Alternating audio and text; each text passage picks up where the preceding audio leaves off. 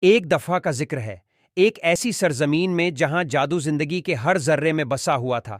ایک چھپی ہوئی سلطنت تھی جسے ایلسوریا کہا جاتا تھا۔ یہ سلطنت ایک قدیم جنگل کی گہرائی میں واقع تھی، جہاں اونچے درخت آسمان کو چھوتے تھے اور پھول اپنی اندرونی روشنی سے چمکتے تھے۔ یہ جادوئی زمین پریوں کا گھر تھی، جو قدرت کے ساتھ ہم آہنگی میں رہتی تھیں، اور ان کے پاس ایسی طاقتیں تھیں جو انسانی سمجھ سے باہر تھیں۔ ایلتھوریا کی پریاں اتنی ہی متنوع تھیں جتنی وہاں کی نباتات اور حیوانات، کچھ ہمینگ برڈ جتنی چھوٹی تھیں جن کے نازک پر گوسامر کی طرح چمکتے تھے، کچھ دوسری زیادہ بلند تھیں جن کے پر داغدار شیشے کی طرح دکھتے تھے۔ ہر پری کی ایک خاص صلاحیت تھی جو انہیں جنگل کی عظیم روح نے عطا کی تھی، جو ایلسوریا کی حفاظت کرتی تھی۔ اس جادوئی سلطنت کے دل میں حیات کا درخت کھڑا تھا، ایک بہت بڑا اور قدیم بلوط کا درخت جس کی شاخیں استقبال کی طرح پھیلی ہوئی تھیں۔ حیات کا درخت پریوں کی طاقت کا منبع تھا، جس کی جڑیں زمین سے خالص جادو کو جذب کرتی تھیں اور اس کے پتے زمانے کے رازوں کو سرگوشیاں کرتے تھے۔ یہیں درخت کے حفاظتی سائے تلے پریوں کی کونسل اہم معاملات پر غور کرنے کے لیے جمع ہوتی تھی۔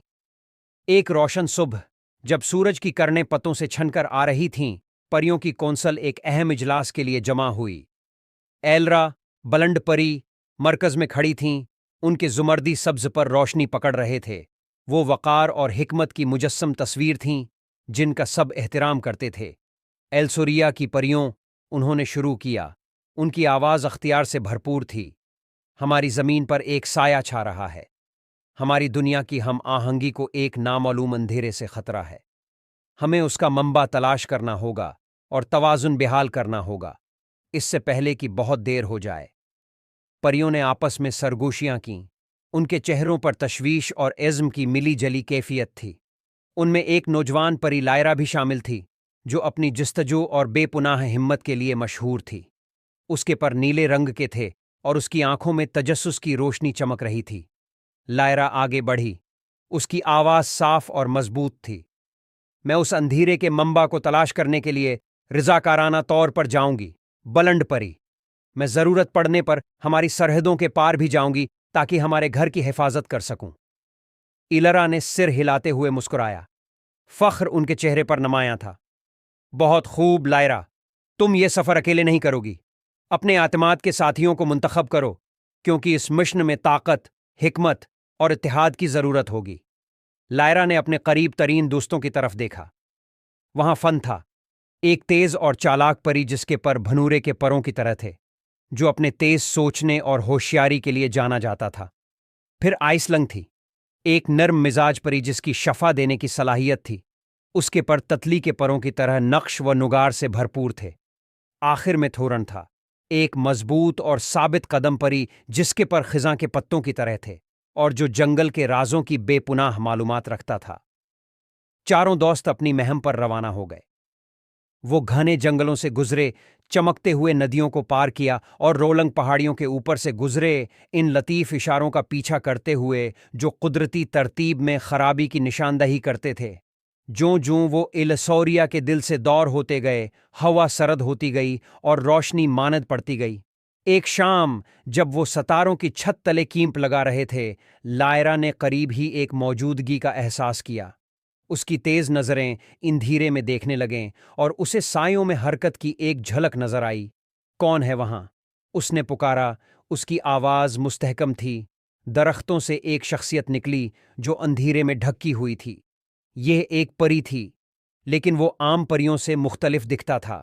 اس کے پر پھٹے ہوئے اور سیاہ تھے اور اس کی آنکھوں میں عجیب سی روشنی چمک رہی تھی۔ میرا نام کیل ہے، اس نے کہا۔ اس کی آواز پتوں میں سے ہوا کی سرگوشی کی طرح تھی۔ میں تمہیں نقصان نہیں پہنچانا چاہتا۔ فن آگے بڑھا۔ اس کا رویہ دفاعی تھا۔ ہمیں تم پر بھروسہ کیوں کرنا چاہیے؟ کیل نے ہاتھ اٹھایا، جو امن کی علامت تھی۔ کیونکہ میں جانتا ہوں کہ تم کیا تلاش کر رہے ہو۔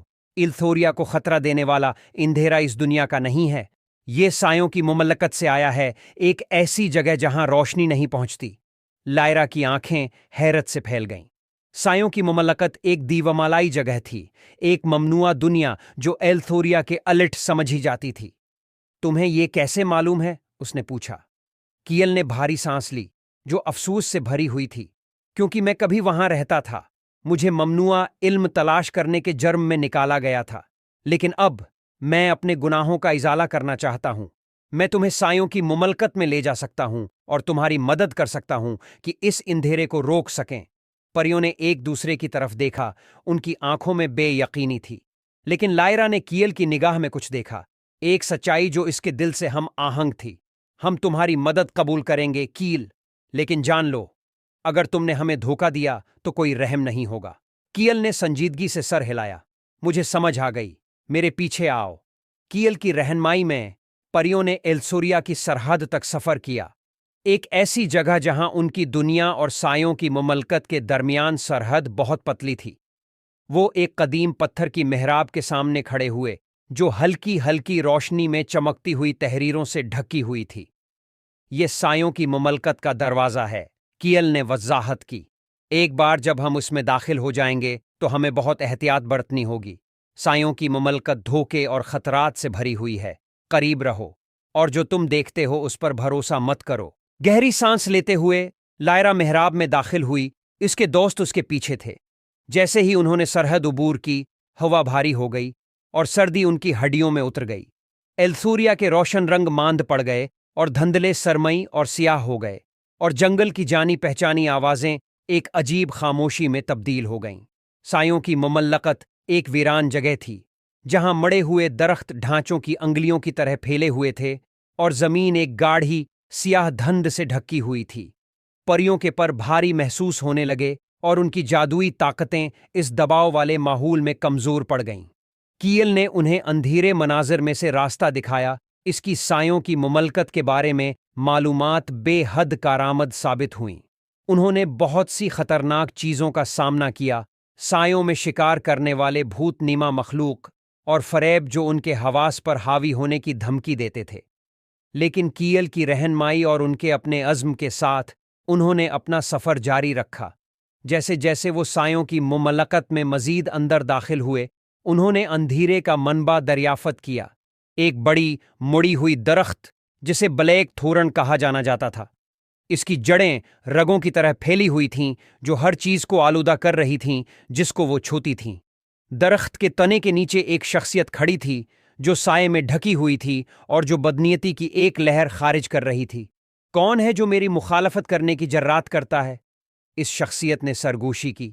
اس کی آواز ہوا میں گونجتی ہوئی جیسے کئی لوگوں کی آوازوں کا ایک سنگم۔ لائرا آگے بڑھی، اس کے پر کانپ رہے تھے لیکن اس کی قوت ارادی ناقابل شکست تھی۔ ہم ایلسوریا کی پریاں ہیں اور ہم تمہیں اپنے گھر کو تباہ کرنے کی اجازت نہیں دیں گے۔ اس شخصیت نے بے رخی سے ہنس کر کہا، احمق پریاں، میں نیتھارا ہوں، سایوں کی ملکہ۔ یہ مملکت اور اس کا اندھیرا میری فرمان بردار ہیں، تم مجھے شکست نہیں دے سکتے۔ فن، آئسلنگ اور تھورن لائرا کے ساتھ کھڑے ہو گئے، ان کے چہرے عزم سے بھرے ہوئے تھے۔ ہمیں خوف ہمیں روکنے نہیں دے گا، فن نے اعلان کیا، اس کی آواز مضبوط تھی۔ ہم ایلسوریا کے لیے لڑیں گے۔ نیتھارا کی آنکھوں میں نفرت کی چمک آ گئی، پھر تم اندھیرے میں ہی ختم ہو جاؤ گے۔ جنگجوئی جو شروع ہوئی وہ شدید اور بے رحمانہ تھی۔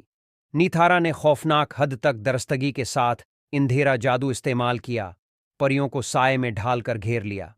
لیکن لائرا اور اس کے دوست اپنی پوری قوت سے لڑے، ان کے دل اپنے وطن کی روشنی سے بھرے ہوئے تھے۔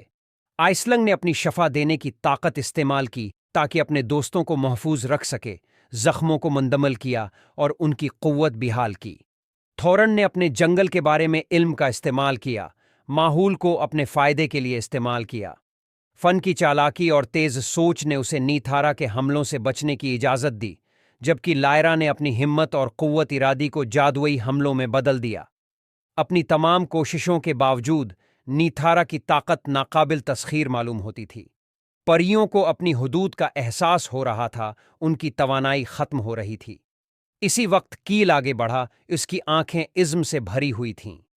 میں اپنے ماضی کو اپنے حال پر غالب نہیں آنے دوں گا، اس نے اعلان کیا، اس کی آواز مستحکم تھی۔ میں ایک ایسے مستقبل کے لیے لڑوں گا جہاں روشنی غالب ہو۔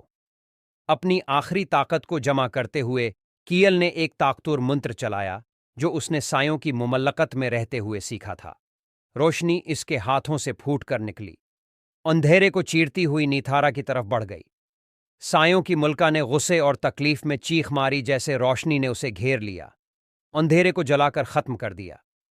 ایک آخری مایوسانہ چیخ کے ساتھ وہ روشنی میں جذب ہو گئی، اس کا وجود ختم ہو گیا۔ نیتھارا کی طاقت کے ختم ہونے کے ساتھ ہی بلیک تھورن درخت بھی مرجھانے لگا، اس کی جڑیں سکڑ گئیں اور سیاہ دھند ختم ہونے لگی۔ خود سایوں کی مملکت بھی جیسے سکھ کا سانس لے رہی تھی، دباؤ والا ماحول ہلکا ہونے لگا۔ تھکے ماندے لیکن فاتح پریوں نے دیکھا جیسے ان کے ارد گرد کی زمین آہستہ آہستہ ٹھیک ہو رہی تھی، رنگ واپس آنے لگے اور ہوا ہلکی ہو گئی۔ کیل اپنی کوششوں سے کمزور ہو کر زمین پر گر گیا۔ لائرا اس کے پاس دوڑ کر آئی، اس کی آنکھیں تشکر اور فکر سے بھری ہوئی تھیں۔ کیل، تم نے ہمیں بچا لیا، تم نے ایلسوریا کو بچا لیا۔ کیل نے کمزور مسکراہٹ کے ساتھ کہا، میں نے صرف وہی کیا جو مجھے بہت پہلے کر لینا چاہیے تھا۔ تمہارا شکریہ کہ مجھے اپنے گناہوں کا ازالہ کرنے کا موقع دیا۔ خطرہ ختم ہونے کے ساتھ پریاں ایلسوریا واپس آئیں، اپنے ساتھ ایک روشن مستقبل کی امید لاتے ہوئے۔ حیات کا درخت نے ان کا استقبال کھلی شاخوں کے ساتھ کیا، اس کے پتے تازہ توانائی کے ساتھ چمک رہے تھے۔ ایلرا اور پریوں کی کونسل نے ان کا فخر اور راحت کے ساتھ استقبال کیا۔ تم نے بہت اچھا کام کیا، بہادر پریوں، ایلرا نے کہا۔ ان کی آواز جذبات سے بھرپور تھی۔ تم نے نہ صرف ہماری زمین کو بچایا، بلکہ اپنے دل کی روشنی سے یہ ثابت کیا کہ روشنی ہمیشہ اندھیرے پر غالب آ سکتی